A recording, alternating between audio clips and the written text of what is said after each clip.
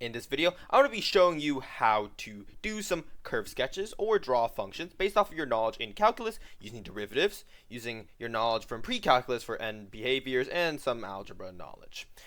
So, first thing we're going to do, you could do any of these things in any order, but first thing we're going to do is find the critical points. So in order to find the critical points, you need to set the first derivative equal to 0. So the first derivative of our function is 3x squared plus 12x. We want to set this equals to 0. But first off, let's simplify this more. Let's factor out 3x, and we can get x plus 4 here. And if we set this equal to 0, we'll find that when x is 0 and when x is equal to negative 4, you have your critical points. So let's go ahead and figure out what these critical points values are. So in order to find their values, we just need to plug in 0 into the function. Well, 0 into the function gives you negative 4, and negative 4 into the function gives you 28. So the two critical points on the graph are at 0, negative 4, and negative 4, 28. So if I just draw that onto the graph, you have something maybe up here, and something along 0, negative 4, maybe along here. Right, negative 4, 28, kind of approximately here. 0, negative 4, kind of approximately here. The next thing we want to do is be able to use the second derivative test to see if these are local max or local mins on these points. So let's go ahead and do that. Let's go use the second derivative. So the second derivative is the derivative of the first derivative, which is 6x plus 12. We want to see if we have local max or local mins at these points, at these critical points. So we plug in 0. If we plug in 0 into our second derivative, if we plug in 0, we get 12, which is a positive number. And if we plug in negative 4, we get, well, negative 12. So we get some negative number. Therefore, at negative 4, so negative 4 is a local max, and 0 is a local min, since the second derivative is positive at 0 and the second derivative is negative at negative 4. So we can kind of just already draw this graph. Let's draw it with yellow. It kind of curves down like this, right? This is what a local max looks like. This is what a local min looks like. Let's go ahead and find an inflection point now. So an inflection point is where the concavity changes, so where you change from concave up to concave down. Well, concavity changes have to have the second derivative equal to 0. So let's set the second derivative equal to 0. At second derivative equal to 0 when x is equal to negative 2. Right? 6 times negative 2 is negative 12. Negative 12 plus 12 is 0. So x is equal to negative 2. At your inflection point, we need to see if this inflection point actually changes. So we have to use a sign chart to test if the concavity actually changes. So at x equals negative 2, you have a number to the left of negative 2 and a number to the right of negative 2. Well, let's pick a number to the left of negative 2. To the left of negative 2, we can pick negative 3, let's say. So if we test out the second derivative, negative 3, we get some negative number. We get negative 6. If you test some number to the right of negative 2, you get a positive number. Let's test 0. So 6 times 0 is 12, which is just 6 times 0 is plus 12 is equal to 12. So we get some positive number to the right of negative 2. So the concave, so you are concave up to the right of negative 2 and concave down to the left of negative 2. Well, in order to find whatever point is at negative 2, we need to plug in. Holy shit, I have a lot going on here. Maybe I'll erase some things along the way. But f of negative 2 is equal to 12 if you plug this into your calculator. So at the point negative 2, 12. So at the point negative 2, 12, you have an inflection point. And that point is maybe, this is 28, this is negative 4, so maybe it's like on the lower end here. Right? So now that you have the inflection point, we need to test out for end behavior. So we need to see how these guys react when x approaches infinity and when x approaches negative infinity. Okay? When x approaches infinity, we can see that your cubic, you have a positive cubic function. So, you know, the cubic function, the largest exponent reigns above everything. So if you plug in infinity into the largest exponential term of the function, then you get positive infinity, right?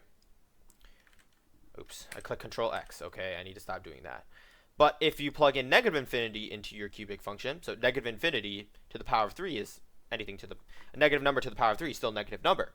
So your end behavior for y is to negative infinity.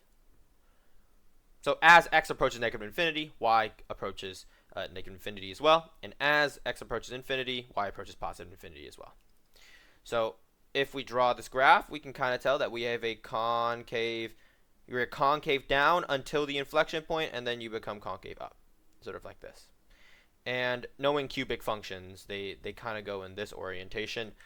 And since we know that x approaches infinity and y approaches infinity to the right, as they go to the right, as the function goes to the right, we kind of just make the shoot upwards. And the reason why we know that this stays concave up to the right of this inflection point is because of the second derivative sign chart. Anything past x equals -2 will always be concave up. And same for the other side. Sign chart tells us that this will always be concave down, and also our end behavior tells us that when x approaches negative infinity, y approaches negative infinity as well. So this is kind of our graph. This is kind of a sketch of our graph, and this point right here, if we were to draw it out, is -428. This inflection point is -212. Okay, the 12 is kind of overlapped. -212, and this local min is 0, -4. So, important key thing here. In the case of this problem, we didn't have any asymptotes. So, normally you would check for a vertical asymptote or a horizontal asymptote, but since there's a kind of already underlying knowledge on what cubic functions should look like, I didn't worry to check about any asymptotal behavior. But in some problems, you may have to worry about that. Now we have the function natural log of x squared plus 1. So first thing I like to do is find the critical points. Let's go ahead and find the first derivative. The first derivative is 2x over x squared plus 1 using chain rule and the natural logarithm derivative identity. We want to set the first derivative equal to 0, and when x is equal to 0, your first derivative is also equal to 0. Because when you're looking at fractions, you don't care about the denominators. When you're looking for zeros, you only care about the numerator. Okay, well, x is equal to 0. What do we do next? Well, let's go ahead and find this point on the graph, right? We need the y value at x equals 0. So if you plug in 0 into your function, you get natural logarithm of 1, which is also equal to 0. So your point on this function, a point on this function would be at 0, 0, right at the origin. All right, let's go ahead and test if this is a local max or local min, since this is a critical point. So, in order to test that, we need to use the second derivative test. And I can already tell you that the second derivative, after all the factoring and algebra, you get 2 times 1 minus x squared over x squared plus 1 squared. So I'm gonna skip the quotient rule and all the algebra and stuff like that. Hopefully you guys know what that is by now. I have videos on that if you don't. But let's go ahead and use the second derivative test. Well, if we plug in 0 into our critical point here, we realize that we get a positive number. Because if you plug in, let's plug in 0 here. If you plug in 0 for your second derivative, you get 1 minus 0 times 2. So 2 times 1 is a positive number on the numerator. And since the denominator is squared, it will always consist of a positive number as well. Therefore, you get a positive value for your second derivative at 0. And since this is a positive number, you get a local min here. So it's kind of curved up like this. All right, next thing you want to do, you can test for either end behaviors or inflection points. I'll choose inflection points because we already have the second derivative here. So an inflection point is when the second derivative is equal to 0. And the only time when the second derivative is equal to 0 is when we can ignore the denominator in this case. So it is when 2 times 1 minus x squared is equal to 0, right? Only time any fraction is equal to 0 is when the numerator is equal to 0. We can also ignore the 2, right? So the 2 contributes nothing to the 0. So we just need to set 1 minus x squared is equal to 0. That's the only term that can equal 0 in this function. So, well, this function is equal to 0 when x is equal to plus or minus 1. All right, when x equals plus or minus 1, you get 1 minus 1. So, x equal to plus or minus 1 are the inflection points. Let's go ahead and circle that. That's an inflection point. Now, we need to put this into our function in order to know what point we have to draw on the graph. Let's go ahead and test out -1 for our function and 1. Well, we kind of get natural logarithm of 2 for both. And natural logarithm 2, some positive number. I don't really care. It could look like something like this. Okay. We're just sketching simply. So these are points where the concavity changes, right? But we need to test if this concavity actually changes. So we need to test the numbers on either side of -1 or 1. So go ahead and test that. Let's pick 0. So we put 0 into here. We got to determine that the second derivative is positive, right? When your x equals 0. So we have a positive concavity up until past -1 and 1. But let's go ahead. We have to first test that out before determining that. So past 1 is, let's say, 10, right? Let's choose 10. Well, if we plug in 10 into this function here, into your second derivative, we get 1 minus 100, which is a negative number. And since your denominator is always positive, so the denominator is always positive since it's squared, then that means that you have a negative over a positive number. So that's a negative number. Well, if we test out -100, some number to the left of -1, doesn't matter, we get the same result, right? So your second derivative is negative. So these two are valid inflection points. Thumbs up. If I had a face cam, you guys would see that. But yes, these are valid inflection points. That's where these are where the concavity changes. So this goes from concave. I keep clicking Control X for some reason. So concave down past to the left of -1, and concave up, right, in between -1 and 1, and then to the right of -1 you have again concave down. So I'm kind of drawing the concavity shapes here. And for the rest up until infinity, you will get a concave down orientation to the left of -1 and to the right of 1. All right, let's go ahead and test end behaviors. So when x is approaching infinity and when x is approaching -infinity, what do we get for y values? Well, when x is approaching infinity, for ln of x squared plus 1, you get natural logarithm of infinity.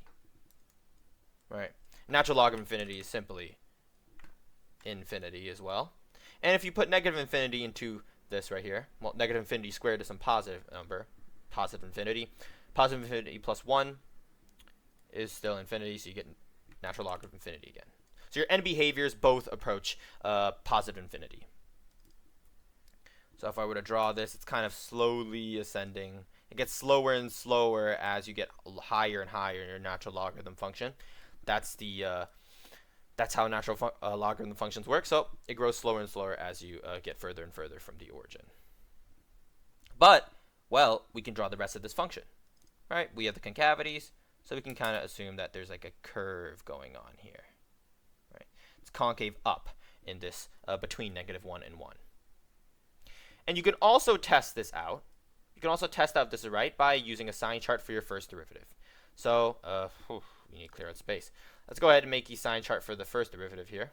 We can erase all the second derivative stuff. Okay, all right, first derivative sign chart. Well, the only time when the first derivative is equal to 0 is at 0. So we just need to test the number to the left of 0 and to the right of 0. Let's go ahead and test like 100, right, all the way. Let's go ahead and test 100 for your first derivative. Well, 100, since the denominator will always be positive due to this square, 2 times 100 is some positive number as well. So we get positive number over positive number. So you have a positive first derivative to the right of 0. You also have a negative first derivative to the left of 0 because if you pick any negative number, you can pick -1. Doesn't matter. Since the denominator is always positive due to the square, if you plug in -1 times 2, you should get a -2, which is a negative number. Negative number over a positive number is a negative number. So you get a negative number to the left of 0. Therefore, your function is decreasing to the left of 0 and increasing to the right. So that means you have a negative slope, negative tangent line slope to the left of 0, and positive tangent line slope to the right of 0. That actually makes sense in this case. If you draw all the tangent lines, this tangent line has a negative slope, this tangent line has a negative slope, this tangent line also has a negative slope, up until you get to the right of 0, and then there's positive tangent lines along this function.